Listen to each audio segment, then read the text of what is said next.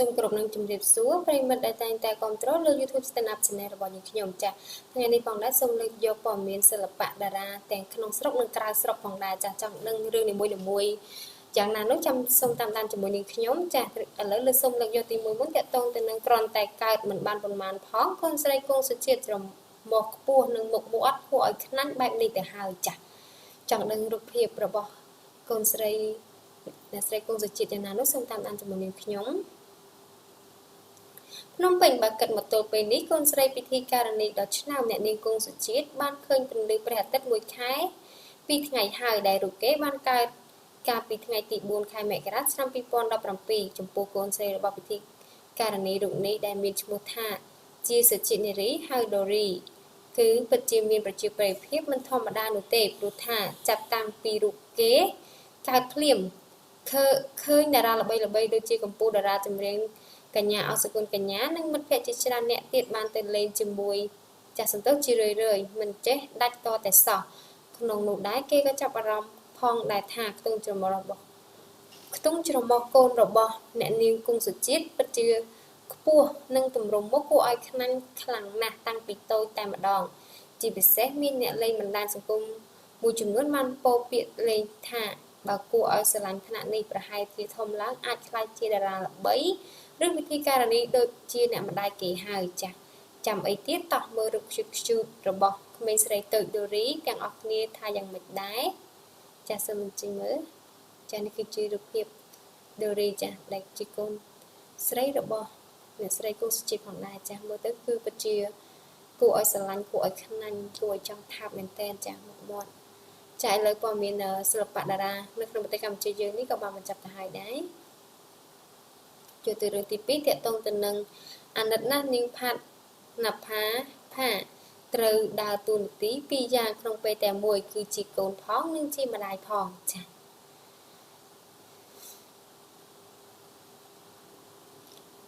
ថៃក្រោយកើតមានរឿងរ៉ាវចម្រូងចម្រាសថាស្វាមីមានជាប់ពាក់ព័ន្ធជាមួយករណីជួញដូរគ្រឿងញៀនជាមួយអ្នកជួញដូរដ៏ធំម្នាក់នៅក្នុងស្រុកអតីតតារាសម្ដែងស្រីប្រជាប្រិយភាពនាងផាត់ណាផាចារត់តែទទួលបាននៅការចាប់អារម្មណ៍ខ្លាំងថែមទៀតព្រោះថានៅសល់មិនបានប្រហែលថ្ងៃទៀតប៉ុណ្ណោះនៅថ្ងៃទី13ខែកុម្ភៈនេះនាងនឹងត្រូវសម្រាលកូនប្រុសហើយប៉ុន្តែបែរជាមានរឿងបែបនេះកើតឡើងមកលើគ្រួសាររបស់ខ្លួនទៅវិញជាហេតុធ្វើឲ្យមហាជននៅទូទាំងប្រទេសពិតជារំជើបចិត្តអាណិតនាងជាខ្លាំងស្របពេលជាមួយគ្នានេះដែរដោយសារតែចិត្តសម្រាលនាងផាត់ណាផាក៏បានវិលត្រឡប់មកផ្ទះកំណើតតែជាម្ដាយខ្លួនវិញដើម្បីត្រៀមសម្រាលកូនឆ្លៀតពេលនេះនាងផាត់ណាផាក៏បាននៅស្ងៀមបំភ្លេចភារកិច្ចជាកូនស្រីកតញ្ញូចំពោះអ្នកមានគុណខ្លួនដែរដោយនាងបានបញ្ចុកបាយបញ្ចុកទឹកនិងថ្នាំឲ្យម្ដាយដែលមានជំងឺសម្រាកនៅលើគ្រែជាយូរមកហើយចា៎ពេលនេះនាងផាត់ណាផាក៏ត្រូវដើរតួនាទីពីរយ៉ាងគឺជាកូនផងនិងជាម្ដាយផងដោយខ្លួនឯងតែម្នាក់ត្រូវថែម្ដាយនិងត្រូវថែរក្សាកូនប្រុសនៅក្នុងផ្ទៃផងព្រោះកាន់តែជិតដល់ថ្ងៃឆ្លងទន្លេមែនតែនហើយទន្ទឹមនឹងនេះផងដែរនាងក៏តែងទទួលបានការលើកទឹកចិត្តនិងផ្ដល់ភាពកក់ក្ដៅជានិច្ចពីសំណាក់សាច់ញាតិបងប្អូនមិត្តភ័ក្តិព្រមទាំងបណ្ដាញអ្នកគាំទ្រជាច្រើនអ្នកដែលបានជូនពរឲ្យនាងមានភាពរឹងមាំឆាប់ឆ្លងកាត់រឿងរ៉ាវទាំងឡាយជាពិសេសគឺជូនពរឲ្យកូននៅក្នុងផ្ទៃមានសុខភាពល្អផងដែរចា៎នេះគឺជារូបភាពនាងឯនឹងស្វាមីរបស់នាងផងដែរចា៎រូបភាពពពោះរបស់នាងចាដែលចិត្តគ្រប់ខែទៅហើយនោះចាលើព័ត៌មាននោះក៏បានបញ្ចប់ទៅហើយដែរសូមចូលទៅព័ត៌មានទី3តាក់ទងទៅនឹងថាម៉េចនិកប្រកាសទិញឡានទំនើបតម្លៃរាប់ម៉ឺនដុល្លារមួយជូនឃីវសាណាឬចាសូមតាមដានជាមួយនេះខ្ញុំចង់នឹងព័ត៌មានលម្អិតយ៉ាងណានោះចាភ្នំពេញកាលពីថ្ងៃទី4កន្លងទៅនេះលោកគុណអាทิตย์ភិនប្រាតាបដែលយុវវ័យខ្មែរភាគច្រើនហៅថានិកនោះបានធ្វើដំណើរមកកាន់ប្រទេសកម្ពុជាដើម្បីចូលរួមកម្មវិធីចែករង្វាន់មួយនៅផ្សារទំនើបអេអនរាជធានីភ្នំពេញនៅក្នុងកម្មវិធីនោះមានវត្តមានថ្នាក់ដឹកនាំក្រុមហ៊ុនធំនិងតារាជាច្រើនរួមជាមួយវត្តមានអ្នកនាងគូសាណា ដែលជាវិធីការនេះអាចនិយាយភាសាអង់គ្លេសនិងថៃបានយ៉ាងរលូនកម្មវិធីបានចាប់ផ្ដើមដំណើរការខណៈវត្តមានរបស់តារាសម្ដែងថៃលោកនិកក៏បានមកដល់លើវេទិកាដែលបានធ្វើឲ្យអ្នកគាំទ្រស្រែកហូយ៉ាងកងរំពងអ្វីដែលគួរឲ្យចាប់អារម្មណ៍នោះគឺការសន្ទនារវាងអ្នកនាងសាណានិងលោកនិកហាក់មានភាពស្និទ្ធស្នាលខុសពីធម្មតារហូតដល់ថ្នាក់លោកនិកប្រាប់ទៅអ្នកនាងសាណាថានឹងទិញរថយន្តមួយគ្រឿងដែលកំពុងដាក់តាំងនេះជូនដល់អ្នកនាងសាណាជាអនុស្សាវរីយ៍តែម្ដងលើបែបនេះអ្នកនាងសាណាពិតជាមានអារម្មណ៍ថារំភើបនិងរីករាយសាច់បិទមាត់មិនចិត្តតែម្ដងលោកនិកបានបន្ថែមថាខ្ញុំនិយាយលេងទេ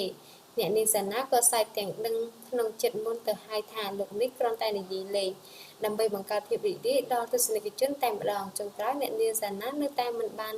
ទទួលកាដូពិសេសពីលោកនិកដដែលចាស់ខំតែអចាចានេះគឺជារូបភាពដែល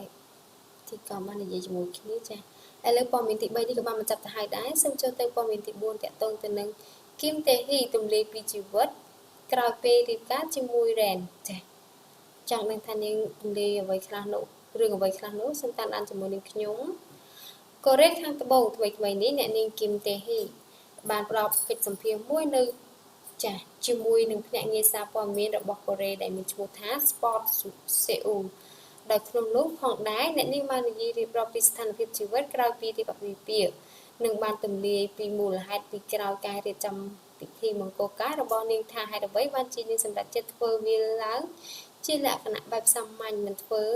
បែបធំដុំព្រមទាំងនិយាយអំពីគ្រាដែលស្វាមីជាទីស្រឡាញ់លោក Ren សូមនាងរៀបការផងដែរគួររំលឹកដែរថាអ្នកនាងគឹមតេហ៊ីនិងលោក Ren បានសម្រេចចិត្តដឹកដៃគ្នាចូលព្រះវិហារស្បត់ស្ចានធ្វើជាគូជីវិតនឹងគ្នាកាលពីថ្ងៃទី19 ខែមករាកន្លងទៅនេះដោយពិធីមង្គលការរបស់ពួកគេរៀបចំជាលក្ខណៈផ្ទាល់ខ្លួននិងចំណាយថវិកាសម្រាប់ពិធីទាំងមូលអស់តិចបំផុតគឺត្រឹមតែ 1.3 លានវ៉ុនគិតជាដុល្លារគឺ $1,116 អាមេរិកតែប៉ុណ្ណោះហើយថ្មីនេះផងដែរអ្នកទាំងពីរក៏ទើបតែនឹងត្រឡប់មកពីក្រេបទឹកឃ្មុំសែនរ៉ូមែនទិកនៅឯកោះបាលីផងដែរចាស់តាក់ទងនឹងកច្ចាចំណាយតិចនៅក្នុងពិធីការនេះផងដែរអ្នកនាងគឹមតេហ៊ីបានលើកឡើងថាពួកយើងបានពិភាក្សាកាលពីឆ្នាំមុនមកម្លេះថាតើពិធីមង្គលការរបស់ពួកយើងគួរតែប្រកាសចេញដោយវិធីណានិងត្រូវរៀបចំយ៉ាងដូចម្តេចហើយចុងក្រោយក៏យើងរកបានគំនិតពីរទី1គឺពួកយើងគួរតែប្រកាសអញ្ជើញភ្នាក់ងារប្រព័ន្ធផ្សព្វផ្សាយទាំងអស់និងអ្នកគ្រប់គ្នាដែលយើងស្គាល់ឲ្យចូលរួមក្នុងពិធីមង្គលការដ៏ធំបំផុតរបស់យើងឬក៏ពួកយើងគួរតែរក្សារឿងរៀបការរបស់យើងជាការសម្ងាត់បំផុតបន្ទាប់មកចាំបង្ហោះរូបនៃពិធីរៀបការតាមក្រោយបន្ទាប់ពីគិតមកនិងពឹងផ្អែកទៅលើសេដ្ឋកិច្ចបច្ចុប្បន្នផងពួកយើងក៏សម្រាប់មិនធ្វើជាពិធីមង្គលការធំដុំទំនើបស៊ីវីឡៃអ្វីទេពួកយើងជ្រើសរើសជាលក្ខណៈបែបសាមញ្ញវិញចា៎យ៉ាងណាមិញក៏លើកមកឈុតអាពាហ៍ពិពាហ៍របស់នាងគឹមតេហ៊ីវិញម្ដងគឺនាងបានជ្រើសរើសយករ៉ូបរៀបការតូចមួយប៉ុន្តែមានពន្លឺភ្លឺចែងចាំងបើទោះបីជាមិនមានដាំក្របពេជ្រតូចៗនៅលើរ៉ូបនោះក៏ដោយហើយអ្វីដែលពិសេសជាងនេះទៅទៀតនោះគឺជារ៉ូបដែលច្នៃម៉ូដឡើងដោយខ្លួនឯងទៀតផងរីឯការតុបតែងមុខវិញគឺបានរៀបចំដាក់តែងដោយអ្នកជំនាញផ្នែក make up កញ្ញាជឹងសេមមូលចា៎ដោយឡែកនៅពេលដែលដល់សំណួរសួរថាតើលោក Ren សូមនាងរៀបការដំបូងដោយវិធីណាដែរឬបែបនេះអ្នកនាងក៏បានផ្ទុះសំណើចជាខ្លាំងហើយក៏បានឆ្លើយថាខ្ញុំទទួលបានការសូមរៀបការគឺថ្ងៃដែលខ្ញុំរៀបការនេះឯងគឺនៅពេលដែល Ren គាត់ដើរមកហើយច្រៀងបទ The Best Present មកកាន់ខ្ញុំនេះហើយគឺការសូមរៀបការរបស់គាត់ក៏เลยមកជីវិតឲ្យអាពាហ៍ពិពាហ៍ក្រោយរៀបការវិញម្ដងអ្នកនាងគឹមតេហ៊ីបានរស់នៅក្រោមដំបូលតែមួយជាមួយនឹងក្រុមគ្រួសាររបស់ Ren រហូតដល់នាងនិង Ren រកផ្ទះថ្មីសម្រាប់រស់តែ2នាក់បានទៅត្រូវចេញគឹមតេហ៊ីបានបន្តនិយាយពីជីវិតរបស់នាងផ្លាស់ប្ដូរបែបណាបន្តពីរៀបការរួចដោយក្នុងនោះបានបញ្យល់ថានាងរស់នៅគឺសាមញ្ញដូចស្ត្រីមេផ្ទះទូទៅដោយជារៀងរាល់ព្រឹកនាងភ្ញាក់ឡើងញ៉ាំចា អាហារពេលព្រឹកជាមួយនឹងគ្រួសារលោករ៉េនបន្តមកពួកគេទៅធ្វើការរៀងៗខ្លួន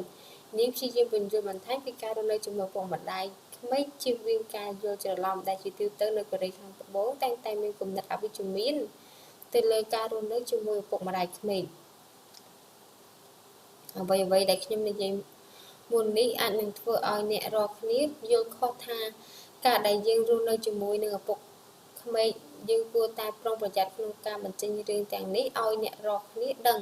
ពីព្រោះមានមនុស្សមួយចំនួនសួរខ្ញុំថាតើអ្នកមានទុក្ខចាស់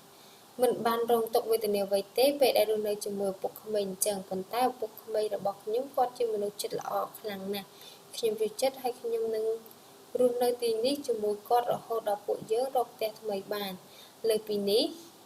នាងខ្ញុំក៏បានបង្ហាត់ថានាងធ្លាប់ធ្វើអាហារឲ្យគ្រួសារទទួលទានបានម្ដងដែរប៉ុន្តែនាងមិនបានប្រាប់ទេថាវាមានរសជាតិយ៉ាងណានាងគ្រាន់តែធ្វើទឹកមុខបែបអ៊ីខ្មាស់ប៉ុន្តែមិនថាយ៉ាងណាក៏នាងកំពុងតែព្យាយាមពង្រឹងការចម្អិនម្ហូបរបស់នាងផងដែរចាស់ព័ត៌មានទាំងនេះថ្ងៃនេះក៏បានបញ្ចប់ទៅហើយដែរអរគុណប្រិយមិត្តដែលតែងតែចំណាយពេលវេលាដ៏មានតម្លៃតាមដាននៅលើ YouTube Stand Up Channel របស់យើងខ្ញុំចាស់តាក់ទងទៅនឹងពាក្យសម្ដីការអានត្រង់ណាមិនសមរម្យនោះក៏សូមកាន់តែអភ័យទោសផងដែរចាស់ប្រសិនបើប្រិយមិត្តចង់ទទួលបានព័ត៌មានថ្មីៗក្តៅៗប្លែកៗហើយតើហេតុការនោះសូមជួយ Subscribe លើ Channel របស់យើងខ្ញុំផងចាស់សូមអរគុណសូមជម្រាបលា